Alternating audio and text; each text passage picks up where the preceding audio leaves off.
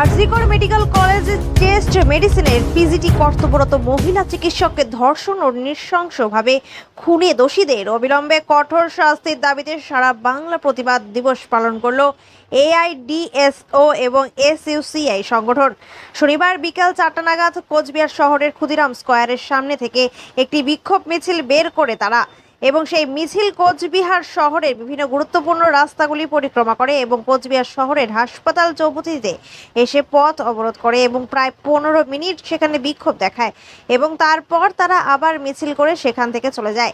এই বিষয়ে এখানে আন্দোলনকারীদের পক্ষ থেকে জানানো হয়, আরজিকর মেডিকেল কলেজে চেস্ট মেডিসিনের পিজিটি কর্তব্যরত মহিলা চিকিৎসককে ধর্ষণ ও নৃশংসভাবে খুনে দোষীদের অবিলম্বে কঠোর শাস্তির দাবিতে গোটা রাজ্যসভা তাদের প্রতিবাদ দিবস পালিত হচ্ছে। একই সঙ্গে কোচবিহার জেলাতেও তারা প্রতিবাদ দিবস পালন করলো।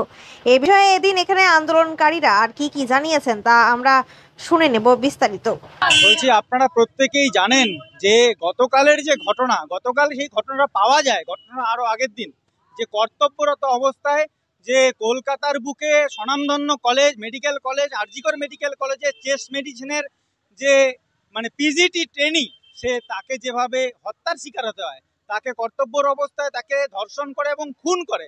আমরা এই ঘটনায় আমরা ছাত্র সংগঠন এআইডিএস এর পক্ষ থেকে আমরা হতবাক এবং আমরা মনে করি যে রাজ্যের বুকে হাসপাতালে ডাক্তার নিরাপদ নয়, সে রাজ্যে সাধারণ মানুষের যে নিরাপত্তা কোন জায়গায় নেমে গেছে আমরা প্রত্যেকে সন্দিহান এবং আমরা প্রত্যেক সুবুদ্ধি সম্পন্ন মানুষকে এর বিরুদ্ধে সোচ্চার হওয়ার আহ্বান জানাচ্ছি। আজ এআইডিএস এর ডাকে সারা বাংলা জুড়ে মেডিকেল কলেজগুলি, প্যারামেডিক্যাল কলেজগুলি, নার্সিং কলেজগুলিতে ছাত্র ধর্মঘট সফলভাবে পালিত হয়েছে এবং সারা বাংলা জুড়ে আজকে প্রতিবাদ দিবস পালিত হচ্ছে।